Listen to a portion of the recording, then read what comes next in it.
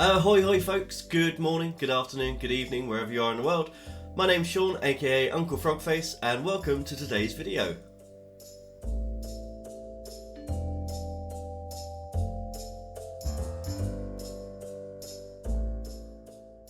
If you're new here, then welcome. If you're not new, then welcome back. Today we are using the supplies that came in November's Scrawler box to do the Scrawler Challenge, which this month was creating calm. There we go, just see that. So I actually put a poll up on YouTube for this one because I was undecided whether to do either kind of a landscape piece of the kind of place that I find really calming, or to do things that I use to help with my anxiety that bring me calm. So I've got a few kind of tips. For instance, these beads, you see I've always got beads around my wrist. These are actually an anxiety measure that I use all the time. So I'm filming this part after the fact, and it's very interesting. Learned some very interesting things. There's one of these pieces, well, I put the poll up and you guys decided that I was going to do both. So I did both. One of them I liked, one of them I did not like, and I think that comes down to kind of what the materials really can do and what they're suitable for. Let's go to the time lapse of both of these pieces. I'll of course provide a voiceover as well, talking you through what I'm doing as I'm doing them and some of the thoughts along the way, but I've got some thoughts I want to share at the end as well, so make sure you stick around because there's a few things that I think will really help if you've got this box. Without further ado, let's switch over and we'll get right into it. So, first of all, I'm going to start by saying, same as I always do in any ScrawlrBox video, I am not sponsored by ScrawlrBox, I am not affiliated with ScrawlrBox, I just really enjoy ScrawlrBox, which is why I like sharing it with you all. That being said, this is the piece that I wasn't happy with, and you'll see why as we kind of work through. I wanted to represent the kind of places in nature that I feel most comfortable, most at home, most calm, the places I would go if I want to relax. And this is taken from, I believe it's somewhere in Scotland where there's some standing stones. There's a huge one with a hole in the middle of it. And it's the kind of place that would really fascinate me, but that I would just be able to really relax as well. And the sketching process for this, I really enjoyed. Loved the sketchbook for well, just generally sketching in. I really like the pencil as well. You can see I'm just really blocking out shapes and just where I think I want things to go. And I think if I'd have left this as a sketch, I would have been much happier than I was with the final outcome of what this piece looked like. But, you know, that's spoilers. The little eraser I absolutely love. I always have kind of either really chunky erasers or the kneadable putty erasers.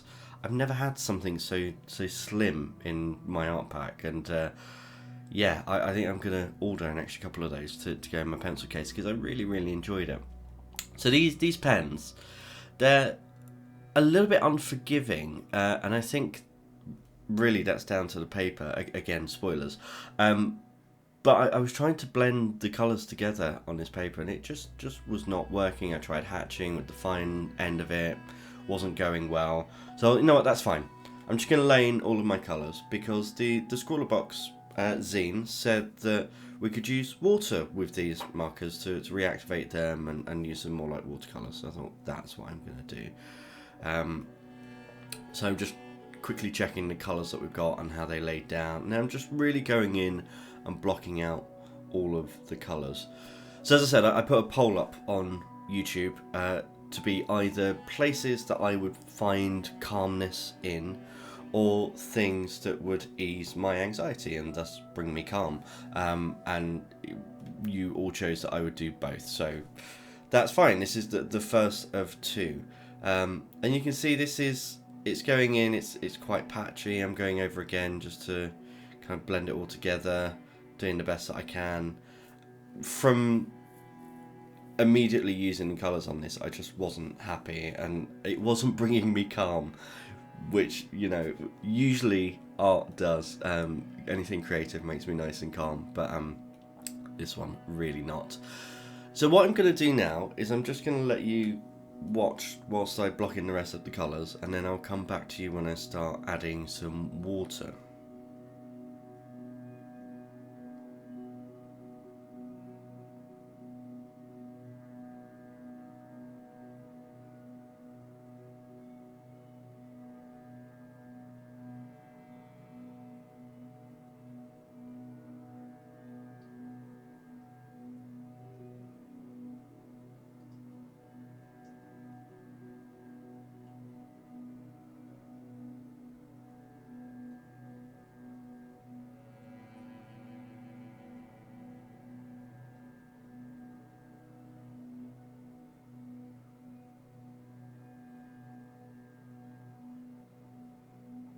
Okay, so we're at that stage now, and I tried this a couple of ways.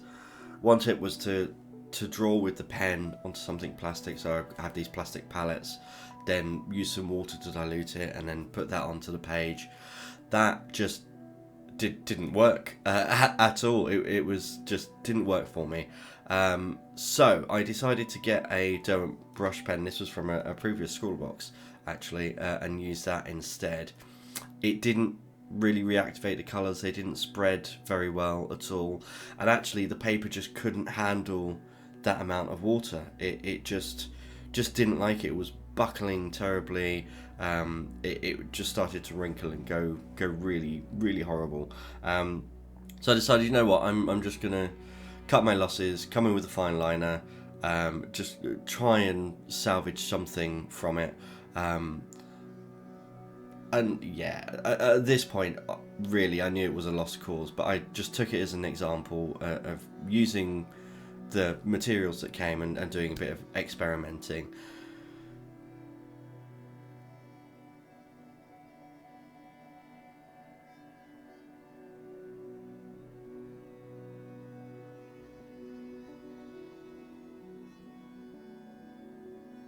Try my hand at a little bit more watercolour with the Derwent brush pen this time. Managed to get a little bit of a wash, but again the paper just did not like this amount of water being on the page.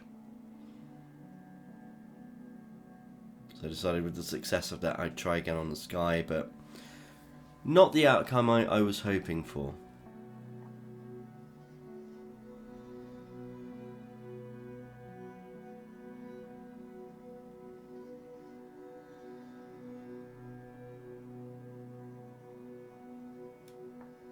I also think there's this tendency with artists on YouTube and social media to show the good things that you do. And you know, art doesn't always go that way. Sometimes we make an absolute dog's dinner of whatever we're doing. And I think this is one of those times. And I think it's important to show that, you know, bad art happens as well. The Posca pen I was really happy with, but the page really was too wet to take the paint. And it you know, didn't go down as nicely as I was hoping. Okay, so we have scrapped that. That is done and dusted. You can see the page on the left is still taking a lot of water. It didn't dry very well, but I wanted to move on to the next piece. Things that I use for my anxiety. So I have general anxiety disorder. And there are certain things that I can do during the day which just bring me a little bit of peace, a little bit of calm. So I said about my beads. I always have a beaded bracelet on because I use that to count breaths. If I'm getting really anxious, I can take it off, run the beads through my fingers, count my breaths. I can play with the beads. It really calms me down. I also have a paintbrush there and some pencils. And just down the bottom here coming in is a dip pen because, as I've said, art is one of those things that brings me a lot of peace, a lot of calm. Music as well, so writing music, playing music, listening to music just transports me to another place. There's two other things here. We've got the thing that I was just sketching there, that's called a thumbstone, which I have a few of these, but my favourite one is a piece of red jasper, and it's a very smooth stone that has a little indent in it, and actually just being able to run your hands across that is really calming. I've got a similar thing on a fidget cube as well, actually. It has lots of different buttons and things that I can click and press, but it also has a little indent for my thumb. And then that thing right in the middle that you can see, that square rectangular-ish thing, that is a tea bag. Because, I mean, anyone that knows me knows that I'm an absolute fiend for a cup of tea.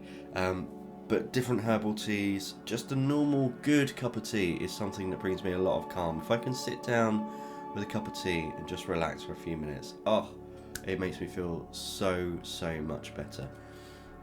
So what I think these pens do really well is lend themselves to a more illustrative style, so less kind of watercolory as I was trying to do with the landscape, particularly on this paper, but actually just more of what you might find in a storybook.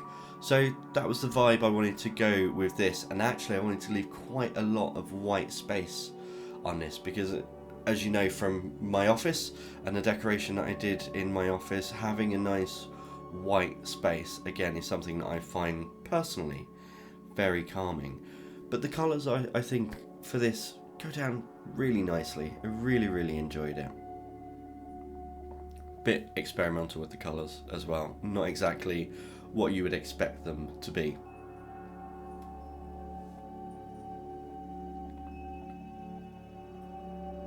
So I wanted to lean a little bit into the graphite as well and do some graphite shadows and shading and all that kind of thing. So using the pencil a little bit more and just using the fine liner again for that illustrative style, just giving a little bit of line work without going too over the top with it.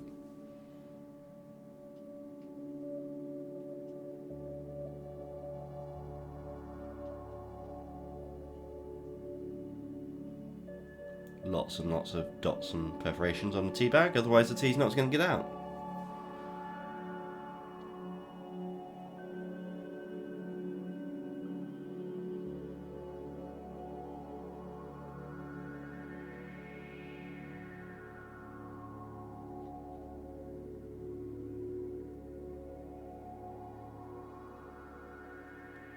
I think every line that I've drawn on here is broken.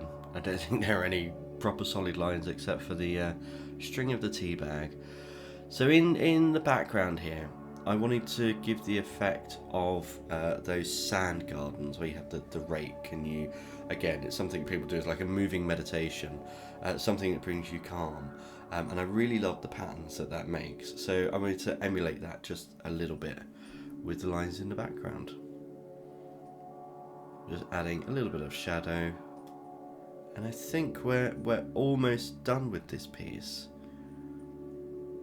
But stick around for the end because something unexpected happened whilst I was experimenting with these pens a little bit more. That actually, if you've got this ScrawlrBox or if you've got similar pens to this, I think you might find really useful. I know I definitely have, and some friends that I've shared this with have also found it quite useful as well. Of course, the Posca pen, a few highlights, and a few more dots on that perforated tea bag.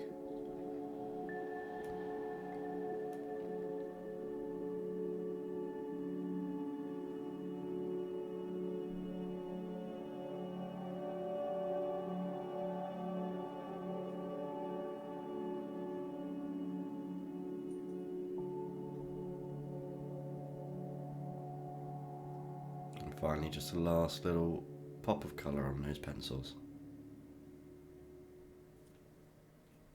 So, as I said at the beginning, there was one of these pieces that I like, one piece that I'm really not a fan of. So this is the one I'm really not a fan of, the landscape one.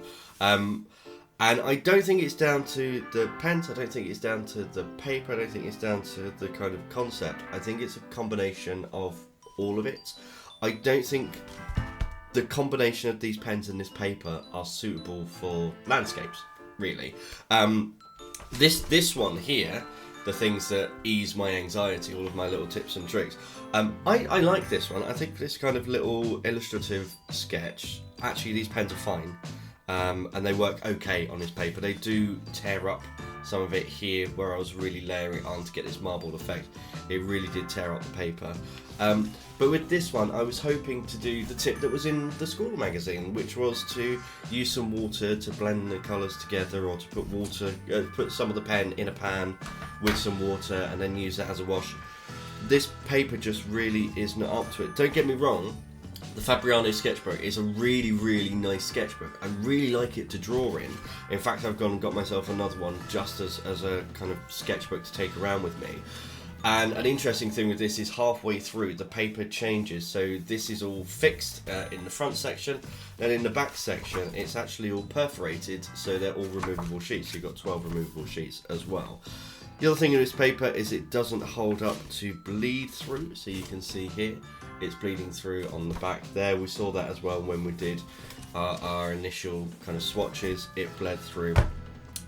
So apart from the pens and the paper not kind of working together, I think the colour palettes certainly lend themselves to different things. I don't think I'd necessarily use them in the best way. I think the Venice edition, which I used for the second one, worked really nicely. I think the Tokyo edition probably needs some lighter tones in there as well, or maybe another pink, a darker or lighter pink. The Faber-Castell Eco Pigment pen, it's fine. I've had better fine liners, I've had worse, but the thing that really annoyed me about this is that you'll all know, and I said this with these as well, these have been designed so that the big cap posts into the small cap posts into the big cap. Here we have a pen which posts on beautifully, just clips on really nicely, but because of the way this part is designed, it doesn't connect properly and it wants to pop off. And actually when you're drawing, it pops off so easily. So, another kind of gripe about that. Here's the thing that I've found. So, I was having a look through some of the paper that we previously got in Scrawler boxes. This was one that we got way back. So this is a watercolour paper. So very, very smooth paper. So you might remember these. This was from the watercolour crayons. That was our swatch for the watercolour crayons. And you can see, we laid down the crayons and then went over it with watercolour, with just water. And it really blended out quite nicely. I mean, you could still see a lot of where it was scribbled on. I decided to do the same with these pens. So I laid down some of this dark kind of aubergine burgundy colour, let it dry, and then came in with the Derwent water pen that we got in another box. And look how nicely this blends out. I mean, this is the paper that we should have got with this box. That would have made things so much easier. Hi guys, so just quickly interrupting, this is the next day. I was actually editing the video and I was like, you know what, I'm really unhappy with the piece. I know that this Fabriano sketchbook says that it can take watercolour and these pens are water-based pens, so you can use water with them, but I was really unhappy with how this turned out. And after the test yesterday with the smooth watercolour paper, I was like, you know what, I'm just going to redo the piece. And this is what happened. I mean, that is so much nicer, so much better. This is the paper we should have got with this Scrawler box. But yeah, anyway, I'll let you get back to the end of the video. So all in all, a mixed bag, not because the materials were bad, but because the materials I don't think went together necessarily as well as they could have gone. But, all being said, I really hope you've enjoyed today's video, and as always, until next time, goodbye.